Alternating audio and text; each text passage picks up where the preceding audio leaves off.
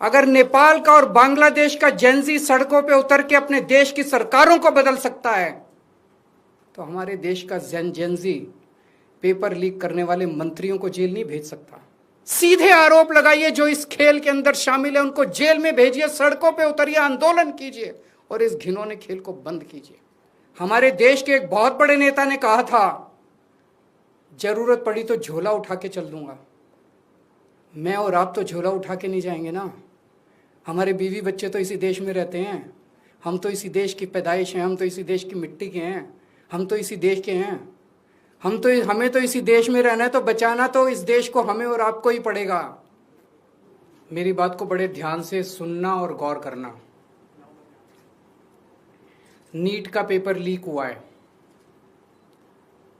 हर बार की तरह इस बार भी जांच सीबीआई को सौंप दी गई है। हर बार की तरह इस बार भी सीबीआई ने 10-15 लोगों को गिरफ्तार कर लिया है। हर बार की तरह इस बार भी 3-4 महीने में ये सारे छूट जाएंगे, इनको बेल मिल जाएगी। और हर बार की तरह इस बार भी ये सारे छूटे हुए बदमाश फिर से अगले साल के नीट के पेपर को लीक करने की तैयारी शुरू कर देंगे। मैं आप सब लोगों से पूछना चाहता हूं, थक नहीं गए ये सब सुन सुन के? बड़ी घिसी पिटी सी स्क्रिप्ट है, बड़ी घिसी पिटी सी स्टोरी है। सीबीआई पे भरोसा बचा है क्या? सीबीआई कुछ करेगी? 2017 में पेपर लीक हुए, सीबीआई को जांच सौंप दी गई, आज तक सीबीआई ने कुछ किया? फिर 2021 में पेपर लीक हुए, सीबीआई को जांच सौंप दी गई, आज तक सीबीआई ने कुछ किया? फिर 2024 में पेपर लीक हुए, जांच सीबीआई को सौंप दी गई, सीबीआई ने कुछ किया? फिर 2026 में अब पेपर लीक हुए, जांच फिर से सीबीआई को सौंप दी गई। आपको लगता है सीबीआई कुछ करेगी इस बार भी?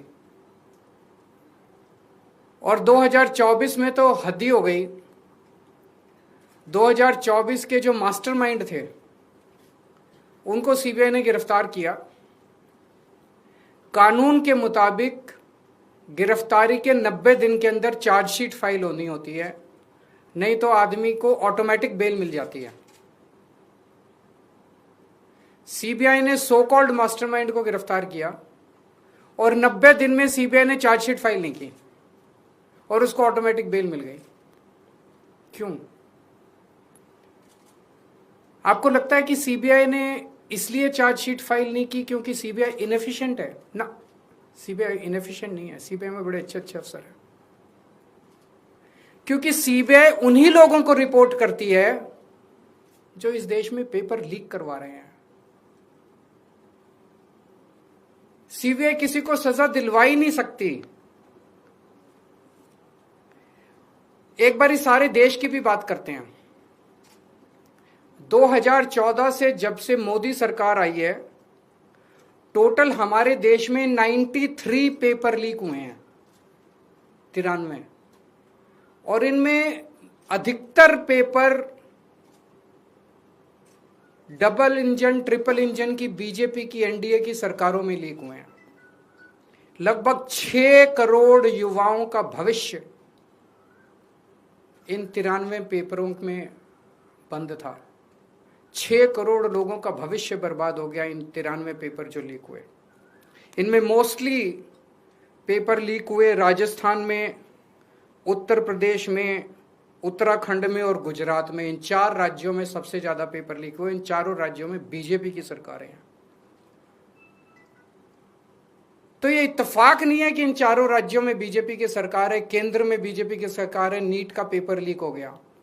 और अभी पिछले 1-2 दिन से खबरें आई हैं, ये जो नीट का पेपर लीक हुआ है इसका एपिसेंटर भी राजस्थान है, और इनमें जो 2-4 लोगों के ऊपर सुई गई है वो भी बीजेपी के नेता दिखाई देते हैं। तो इससे शक तो पैदा होता है कि क्या इन सारे पेपर लीक में इनके नेता शामिल हैं, या इनकी पार्टियों का या सरकारों का संरक्षण है, या सीधे सीधे इनके नेता ही पेपर लीक करवा रहे हैं, उन्हीं का धंधा है ये। और अगर ऐसा है तो सीबीआई की जांच इसमें बेचारी क्या करेगी, सीबीआई इसमें बेचारी क्या करेगी। तो मेरा जेनजी से सीधा सीधा, देश के युवाओं से सीधा सीधा पूछना है कि ऐसे ही चलेगा या कुछ करना है। ऐसे ही हर साल आप देखो, 2017 में पेपर लीक हुए, उसके 4 साल बाद 2021 में हुए, उसके 3 साल बाद 2024 में हुए, उसके 2 साल बाद 2026 में हुए, अब उसके 1 साल बाद 2027 में होंगे, और हर साल पेपर लीक होंगे अगर आपने कुछ नहीं किया तो। अगर नेपाल का और बांग्लादेश का जेनजी सड़कों पे उतर के अपने देश की सरकारों को बदल सकता है, तो हमारे देश का जेनजी पेपर लीक करने वाले मंत्रियों को जेल नहीं भेज सकता, भेज सकता है। मुझे अपने देश के जेनजी पे पूरा भरोसा है। ये देश आपका है। इस देश के नेताओं को इस देश में कोई इंटरेस्ट नहीं है।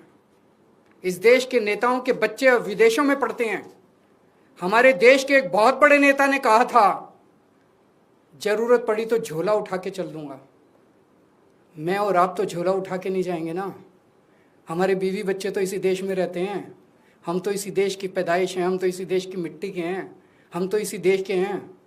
हमें तो इसी देश में रहना है, तो बचाना तो इस देश को हमें और आपको ही पड़ेगा। और अंत में एक बात मैं उन लोगों को कहना चाहता हूं जो लोग कहते हैं कि सिस्टम फेल हो गया, सिस्टम फेल हो गया, सिस्टम फेल हो गया।